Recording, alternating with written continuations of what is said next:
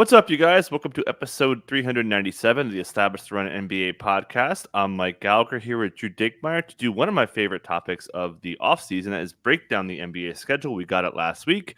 It is full of back-to-back news, strength of schedule.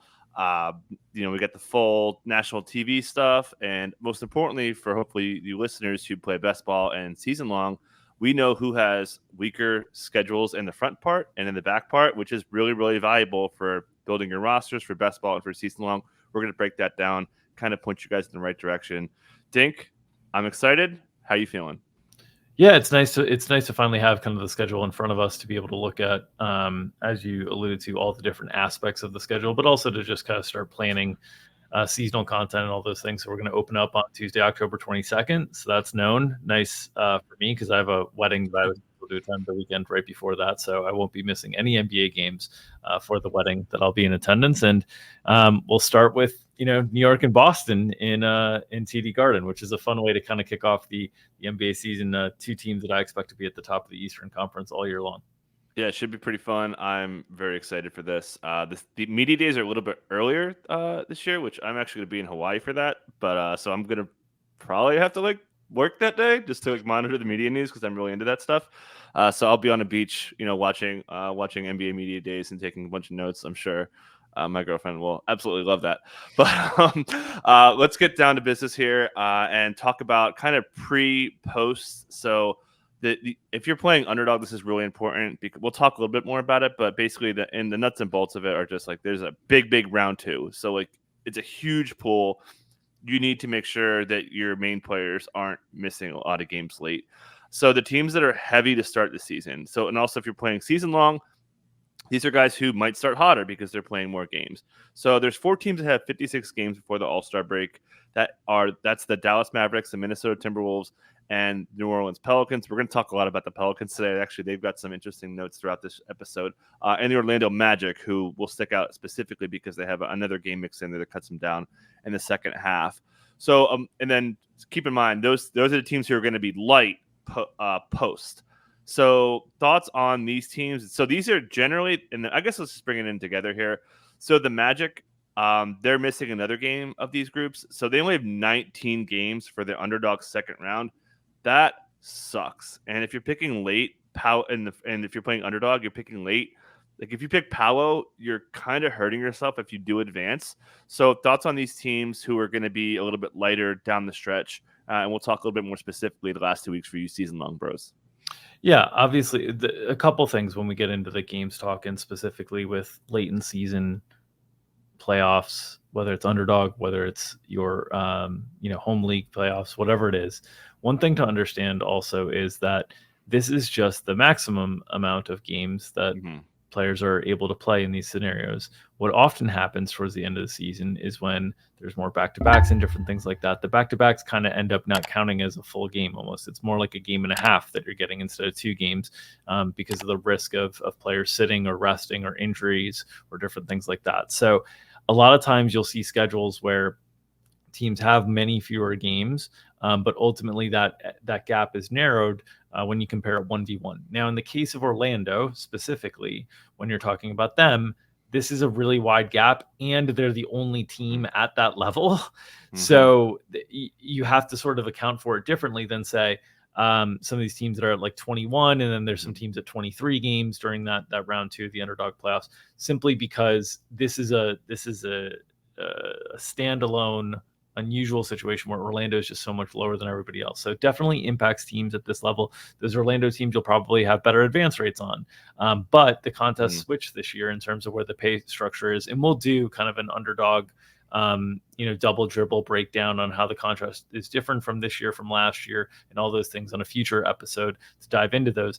But it does make for tiebreakers, and it's stuff that we're going to start finding ways to reflect into our rankings as well in these kind of extreme cases, which is certainly the case with Paolo and Franz Wagner, but Paolo kind of the most notable as the lead fantasy option for Orlando this year. Yeah, and it's worth noting that 21's not a huge deal, but obviously, like you said, it's a tiebreaker. Luka Doncic only having 21 games, who could also be back-to-back vulnerable if they're in the thick of a playoff race and need to rest games. We'll talk a little bit about rest advantage, disadvantage in a little bit as well. So let's talk about the teams who are light early and then heavy post. So these are teams you're going to want to have later in the year. That's obviously fantastic for underdog, certainly for your season long league. We'll talk about the fantasy finals and semis in a minute, but just sticking with kind of a bigger, broader area here. The heavy teams post are the Pacers, Clippers, Heat, and Spurs. They all have 29 games after the All-Star break there. Um, in narrowing it down a little bit more, the great underdog schedules are the Pacers, Clippers, Heat, and the Jazz actually snuck in there as well. So thoughts on these teams? Just for really quick, I've only done two double dribble drafts, and I picked 12th in both of them. And I was crossing my fingers that Bam was going to fall to me at the 3-4 turn, and I got it both times. So I was like absolutely pumped on that. But yeah, Pacers, Clippers, Heat, and Spurs, they're teams that you're going to want to have circled if you're playing underdog. Yeah, I think, at the very top, I think this could be used as sort of a potential. Well, I guess Wemby and Jokic are basically the same at 22, so it's not a significant difference there. But Yep. when you're comparing to Giannis, there's an extra game there. Ultimately, the Clippers guys, it's a mixed bag, right? Like the extra games is great just in general to have them, but Kawhi Leonard back-to-backs always a concern. I think it's more about sort of the secondary players on the Clippers that this benefits, guys that have been historically very durable, whether it's James Harden, Ivica Zubac. I think it's a good sign for them. Also, a guy like Norm Powell who could potentially benefit from any games that Kawhi Leonard would miss is also a beneficiary to him. Those are guys that are pretty interesting from that perspective. Miami, Bam is the first name that stands out. Maybe you could give a slight boost to like Jaime Jaquez, Terry Rozier, those guys. Jimmy, though, I'd be hesitant to give a boost to, right? Like it's so you want to think through these things on kind of a case by case basis as well when you're sort of making these decisions. And again, all of this should be sort of tier tiebreaker decision based. I think the exceptions are, on the really extreme ends of the schedule, which is really just Orlando. Everybody else is pretty bunched. I think that one you could maybe make more of a tier break decision if you're really playing for the bulk of the prize pool. But the rest, I think these are more tier break decisions. So if you see players that are, in a similar tier for you, you might just kind of lean towards kind of players with the later schedule. We'll also do some analysis on like which teams are best to pair in terms of overlapping game environments as well, because you want to have, ideally, when we're talking about a second round for underdog that is 6 weeks, you want to have some combination of players on teams that play like 4 games in 1 week and then 3 games the next, and then another team that has 3 games in that week and 4 games the next. So you're kind of balancing these out in terms of the being able to get the scores.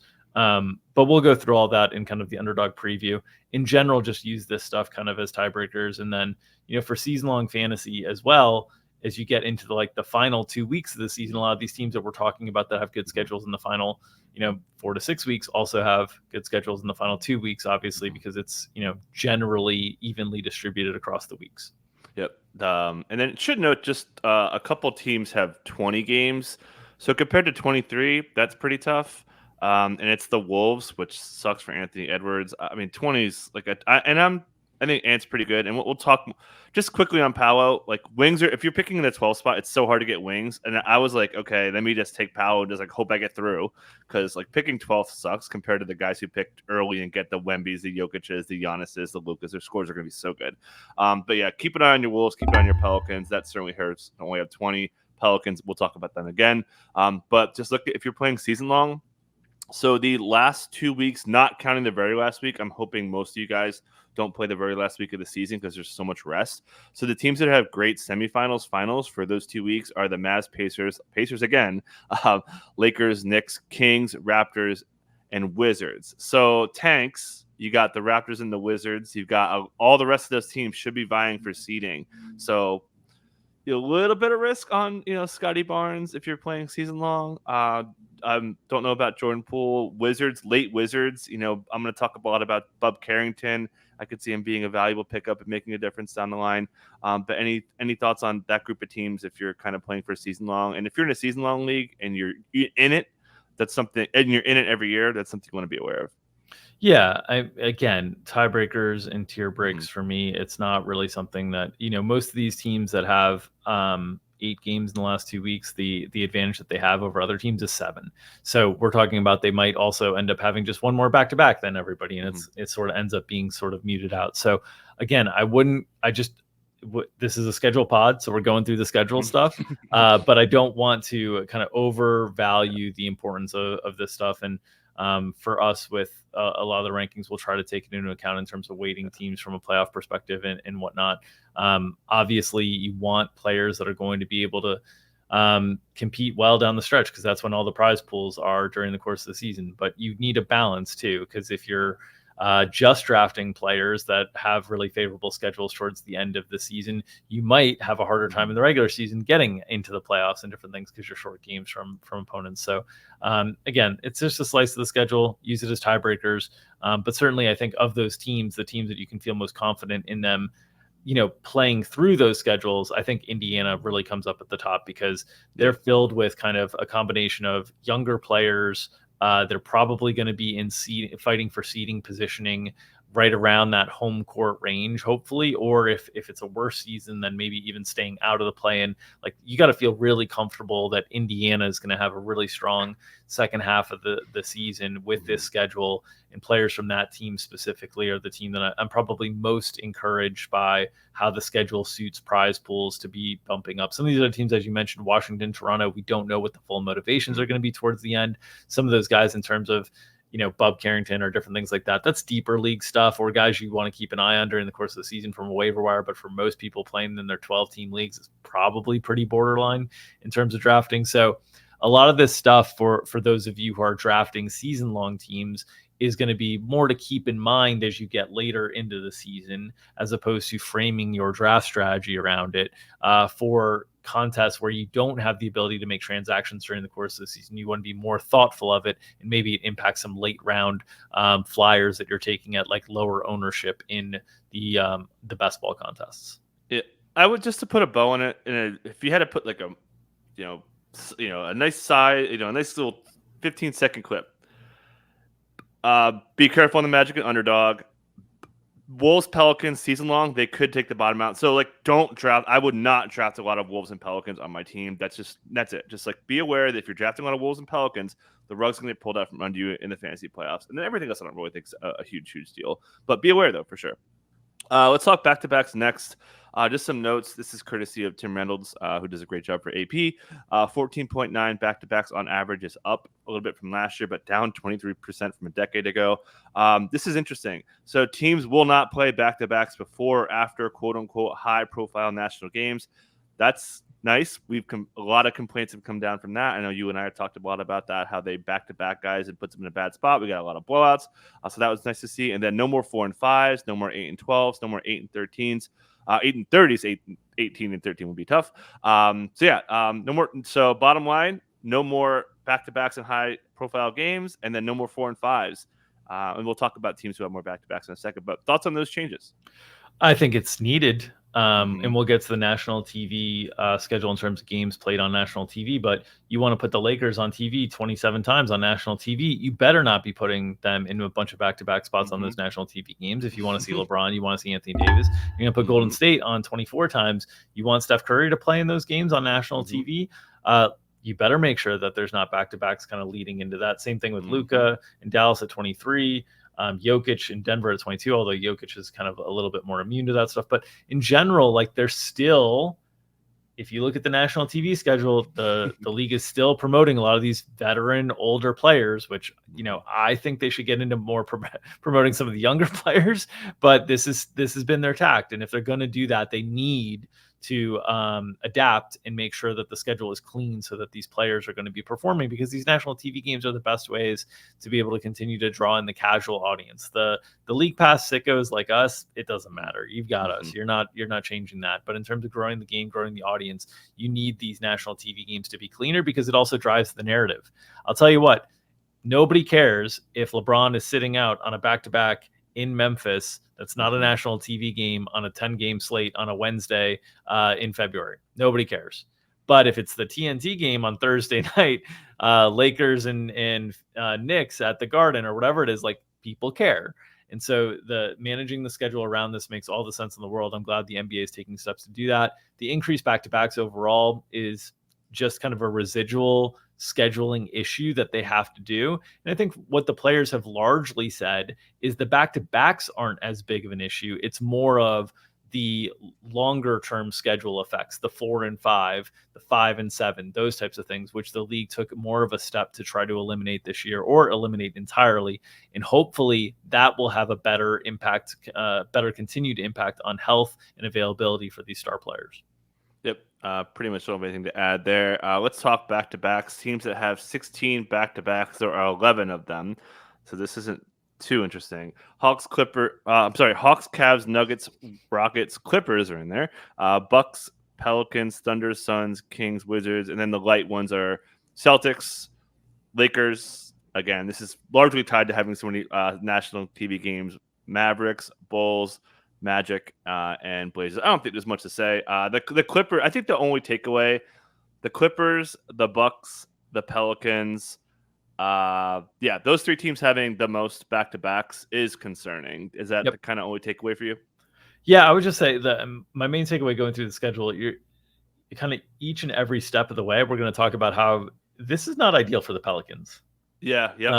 Is sort of my main takeaway. We talked about kind of the playoff scheduling is not ideal, the number of back-to-backs not ideal, and a Pelicans team that, not known for the most durable situations with Zion Williamson and Brandon Ingram. I know some social media posts detailing Zion Williamson looking a little bit slimmer. That's encouraging. Hopefully we can see another healthy season from Zion like we saw last year. But ultimately, like that, the Pelicans keep showing up kind of across all of these as like, I might lean and shy away from the Pelicans. They're also a team that, as we talked about, still has room for some roster turnover just because of how thin they are at the center position. So they're one team that I would say, they keep showing up kind of on the negative side of the ledger, and like adding up all of those little negatives in terms of the back-to-backs, in terms of the playoff schedule, have me shying away from Pelicans a little bit more than other teams. Yeah, I like DeJounte. I'm probably not drafting Zion, not really drafting Brandon Ingram. I love Trey Murphy, which sucks because I'm very close to kicking Trey Murphy the last times, and it was a tiebreaker for me there. So let's go into a little bit of rest advantage and disadvantage. So this means if you're on a rest advantage, that means the team you're playing has rested less than you. If you're on a disadvantage, you've rested less than them. So net disadvantage, meaning you're resting less than the team playing you in relation to how many it is. There's only one team that has 4 net disadvantages. That is the Phoenix Suns. They have 10 disadvantage games to 6 advantage games. 6 advantage is the second lowest of the year. Older team, we know they ran out of gas. They had a lot of injuries. That's a bit of a takeaway for if I'm picking a Suns over or under and I'm on the fence, that might swing me. Like if I wanted to bet a Suns under, I would probably take it on this news. And if I was thinking about taking it over, I wouldn't take it. That's a pretty big deal to have a 4 gap advantage on rest, given the way that this environment of Katie's legs being older, Bradley Beal's hurt all the time. Nurk certainly misses a lot of games, not so much last year. But does this Suns disadvantage thing hurt you, factor into how their outlook could look? So that's certainly the first thing that I thought of was in terms of the rest advantage, disadvantage. It's sort of, for me, I use it as when it releases, I use it as, are there situations that I already was kind of leaning towards betting into, whether it's on an overside, if there's more rest advantage games, I get a little bit more optimistic. If it's on the underside, I'll get a little bit more pessimistic if it's rest disadvantage. That was certainly the case with Phoenix. From a fantasy perspective, I'll also note, new coach Mike Budenholzer was not really known for extending star players.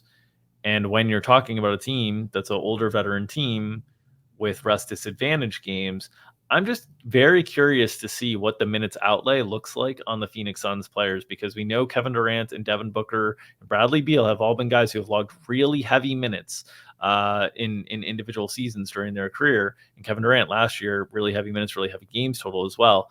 I wonder if Phoenix goes into the season kind of knowing that they have the schedule stacked against them a little bit. And you see these guys end up more in the 33, 34 range instead of the 35, 36 range. And those types of things would also make a big difference in terms of ranking. So again, we don't know how this is going to impact teams if they're thinking ahead about it and managing situations. We just know that it's not ideal. And so I start leaning away from Phoenix a little bit in some of these situations. If I'm leaning into an under on them on a seasonal win total, this is a good piece of information for me to justify pulling the trigger. If I'm leaning away from Kevin Durant in a tier in the first or second round, this is a good piece of information for me to maybe lean slightly away from that stuff. I do think this stuff, colors sort of the edges of tiers, and that's the way that I'm going to continue to treat it with the rest disadvantage as well. Yep, and should note they also have 16 back-to-backs. The Suns do, so schedule hurt. Again, the two big takeaways on the whole here are the Suns and Pelicans kind of got screwed on the schedule, in my opinion. The Jazz are the only team with 3 net disadvantages. They have 12 disadvantages, 9 advantages. Who got help? There's 2 teams with 4 net advantages. One of them is a big takeaway, and that is the Warriors. They have a 4 net advantage, 14 advantage rests. Tied for the second most out there. 10 disadvantages, big number. So they got a lot of they're going to be, a lot of chances to bet on the Warriors, I think, today, one way or another, or against them. And the Bulls, 13 advantages, 9 disadvantages. This is interesting. I'm very close to betting the Warriors. I think this really helps them, given their age. That's a big bonus to have 14 rest advantages. Yeah. One of the first takeaways was the Warriors I think at this stage in Steph Curry's career, Draymond Green's career, kind of the edge of the cliff for this dynasty, if not already over the cliff, depending on your interpretation of what the cliff looks like. That's a huge help, a huge help in a Western Conference where things are difficult. And it's a huge help in the context of, hey, 2 of the teams we'd be talking about you competing with are 2 of the teams that we think got hit the hardest by the schedule, and you got the best end of it. So I think Golden State, from a relative perspective, in a lot of this for these veteran teams in the West, is also going to be doing everything they can to avoid the play-in at all costs, because really just having to play those extra games and have that extra kind of playoff wear and tear on you. We saw that impact the Lakers, the last few years, where they've seemed to run out of gas in late game situations against Denver. Now maybe it's that Denver just has their number, or maybe it's that these guys aren't getting enough rest down the stretch because they're having to fight to stay in the playoffs and then get out of the play in and into the playoffs. And so I think this is all good news for Golden State on that front. And I think the Bulls here, it's one where we know the Bulls should have a lot of motivations to lose games this year in terms of trying to keep their pick. It's top 10 protected to try to keep the pick going into next season. They're clearly kind of on kind of a rebuild trajectory, but this has also been a front office that has been oddly obsessed with competing and getting in the play-in. And it's one of these things where it's like the East is so weak that you start stacking up a bunch of schedule advantages for the Bulls, and you wonder if they hang around long enough to screw this whole thing up. Is kind of the second thing that I had. But Bulls players from a fantasy perspective, I think, are going to be particularly interesting this year, because in terms of the schedule not only being favorable towards the end, they're also one of these teams that has 14 weeks with the maximum amount of games, and the highest that any team has is 15. So they have 4 or 5 weeks with just 2 games where you're sitting those guys, but they have 14 weeks where they have the maximum number of games. So I think some of these Bulls players are going to be interesting from a fantasy perspective, and I don't think there's going to be a huge price tag associated with them. And obviously the thing that's hanging over this roster is what's going to happen with Zach LaVine, and ultimately how many of the Bulls games is he going to be impacting the fantasy production in, because you remove him and it's a big piece to remove. But those 2 teams, it was interesting the difference between them in terms of the directions that they're heading and that they're intending and heading, and whether this is actually beneficial or not for the long-term focus of the teams. Yeah, there's some value on the Bulls underdog. We'll talk more about that in the near future. 3 teams with a net rest advantage of 3. That is the Nets, the Pistons, and the Magic. I don't think there's anything to say there. And just some other notes. Again, the Pelicans, man, they have a rest advantage for 4 games. That's not good compared to 6 on the disadvantage. So they're a little bit light on. They're like the opposite of the Warriors. They have like light both there, but I mean, just everything we go down here is the Pelicans are bad. So just some other notes. I'll get your takes on the rest. The Nets have the most advantages at 15. The Clippers have the most disadvantages at 13, and also 13 advantages. So they're net 0, but that's a lot of a lot of disadvantages for a team we know that's going to rest. And then the Bucks also tied for the most rest disadvantages. Again, we know Chris Middleton, Giannis, maybe Dame, given he's older there. So really the Clippers having all those disadvantage games, the Bucks having so many disadvantage games. And again, the Pelicans are in a bad spot here. Any other notes from you on those notes? No, I think you summed that up quickly in terms of it is interesting with the Nets because their schedule is kind of quirky in a lot of ways. It's not like not only do they have a lot of advantages, they also, and one of the things that I like to focus on for those of you playing in season-long leagues with daily transactions, very specifically season-long leagues, daily transactions. And I believe it's the guys at Basketball Monster that have this. They have a quality games metric, which is really helpful in terms of what number of games you have on days where there's a lighter schedule. So when you have these daily transactions, when you can slide players in and out, and there's no like maximum games threshold or anything like that, you can add a lot of value of your opponent just stacking up games. And Brooklyn has 16 this year, which I believe the highest is 19 with Milwaukee. But you look through some of the schedule and the gaps here are really wide. Like you're not going to see Orlando playing on many Tuesdays and Thursdays with lighter schedules. They only have 6 quality games.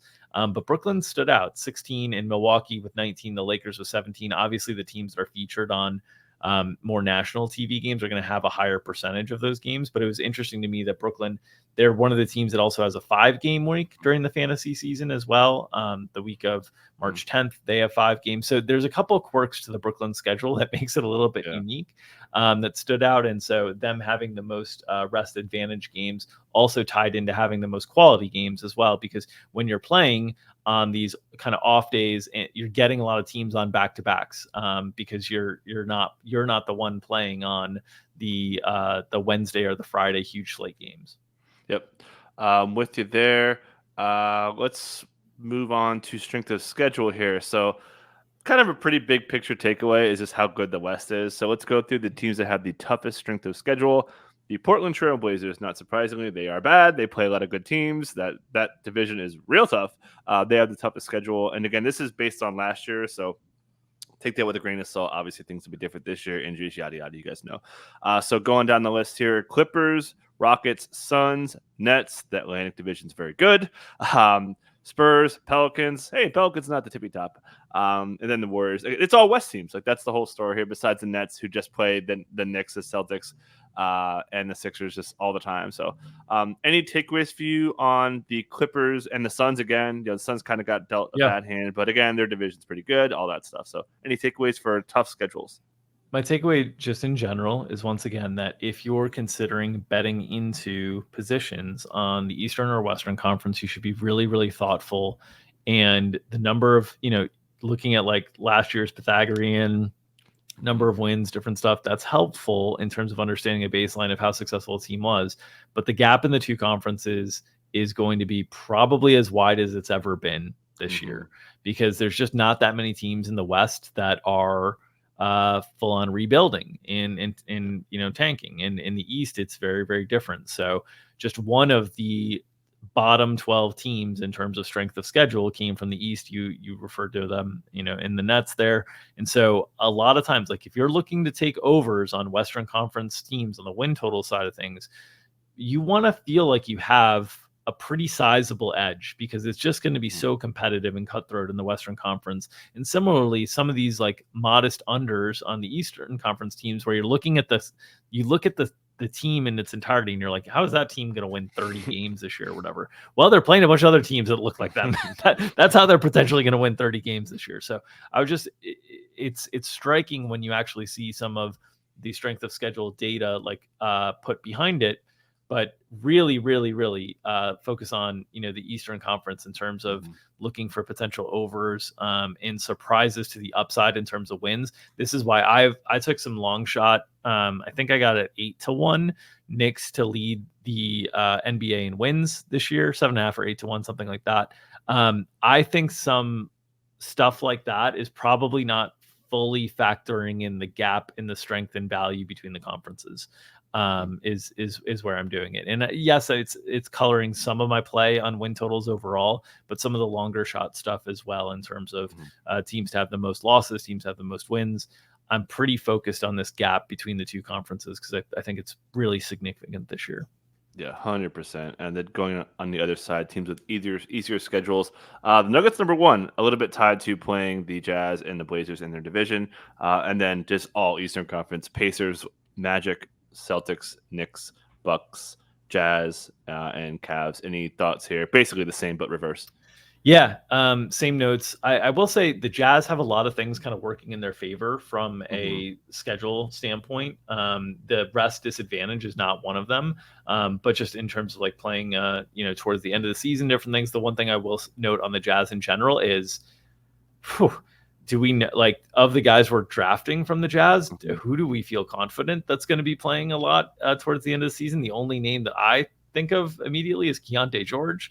The rest of the team will be vulnerable to potentially tanking. We talked a little bit about this on the last podcast with the Lauri Markkanen extension, like what that means ultimately.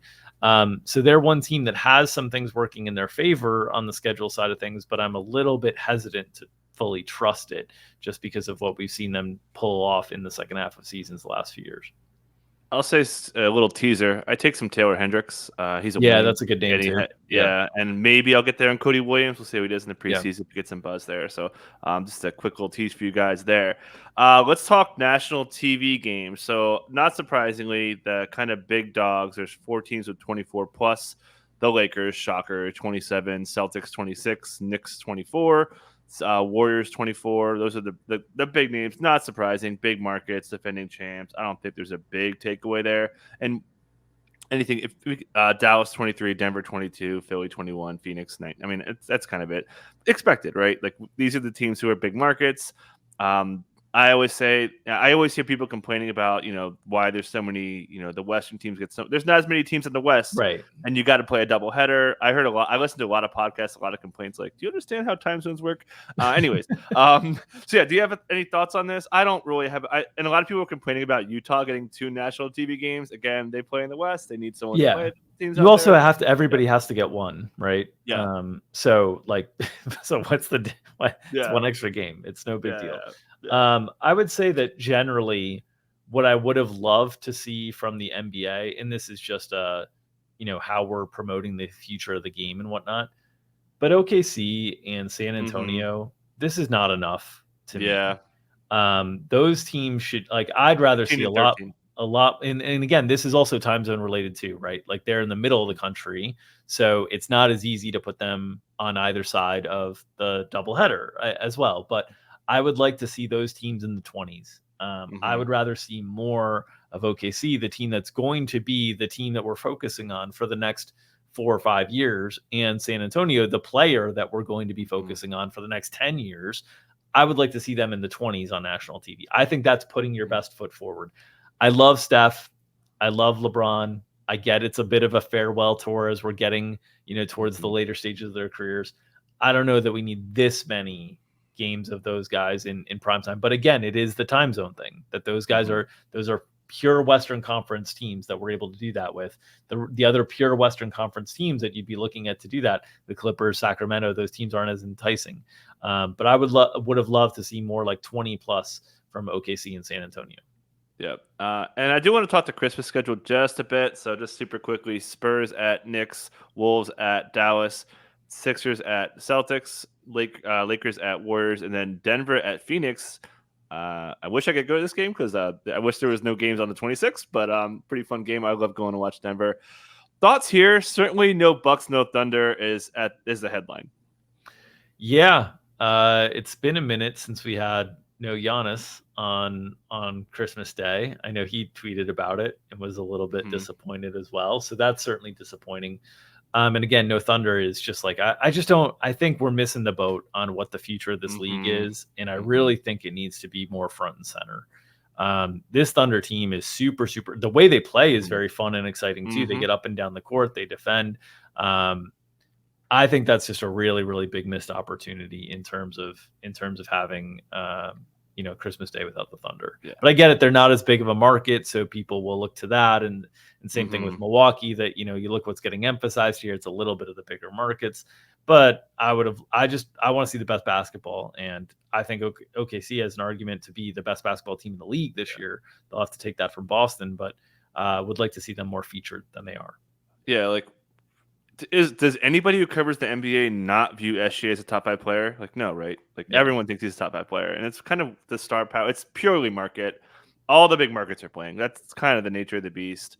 Who would you take out if you had to put OKC or the Bucks in there? Would it be the Suns? Would it? I don't think you could take away the big markets. It would maybe be Minnesota. Anthony Edwards. Certainly has No, some I star wouldn't power. take Minnesota. Again, I think would. I think Anthony Edwards needs to be front and center on Yeah, Christmas. 100%. So yeah, I think at this point, you know, I can be one to throw some shade at Kevin Durant, but I think at this point, Mhm. like it's not the same star power or draw. Mhm. I'm sure the game will be a good game and competitive game to end Christmas with Denver Yeah. and Phoenix, but it's not that would be the team that I'd pull. I get the pull for the Lakers and Golden State with LeBron and Steph. Like we gotta keep doing it as long as we have them. Philadelphia, I could consider pulling, but I get it. Joel is a big draw when he's healthy. It's just like you never know if he's going to be healthy. So he's like, I probably wouldn't have that game, but it's a big Eastern Conference rivalry. Those two teams will be competing for the top of the East. I understand it, but yeah, I probably would Phoenix number 1 and then Philadelphia number 2, and then everybody else I have a hard time arguing. Yeah, I agree. And you could have like moved. The Lakers didn't have to play the Warriors. You could have put one of them in the late game. But I guess the whole maybe this is the part of it. Like, because that last game isn't on ABC. They always put that last game on ESPN. Was that part of it? Maybe. So you could kind of see the logic, but figure it out, dude. Figure it out. Get SG on there. So let's talk just kind of the opening week. There's a lot of really good games on. We could talk about all of them, but OKC not getting the opener again I thought they deserved it, but they do get, in my opinion, my favorite game of the first week of the season when they play Denver on that first Thursday game. And then San Antonio, Dallas. What a great doubleheader. I'm really excited for those. Do you have a favorite opening week game that you have circled? It's Oklahoma City, Denver, and I mean from Oklahoma City's perspective, I mean you might say, look, they're not getting kind of focused in on the opener and different things like that. I don't think they've earned that at this point. Like I do think they should be on more national TV games, but I think the opener was good. I think the new Knicks against Boston, that New York Boston rivalry that spans decades and different sports, wonderful way to start the season. Then Anthony Edwards in LA, the new young star of the league versus LeBron. I love it. No issues there. And then I'd say from Oklahoma City standpoint, like, hey, they don't play the first Wednesday either. Both them and Denver, this is their opener.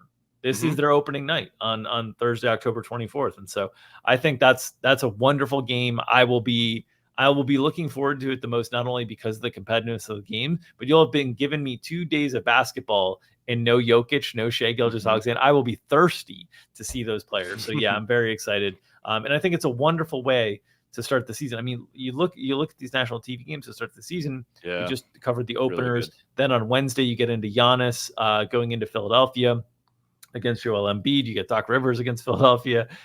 You get Phoenix and the Clippers, I think, is a solid evening game, given the constraints again that they have on scheduling and what they need to get there. And then Thursday, I just think, San Antonio, Dallas, and Oklahoma City, Denver is a beautiful double. Just like can't do much better than that. So I think the opening week schedule, and then you get Indiana and New York on Friday, which is a repeat of the 7-game series last year that Indiana took home.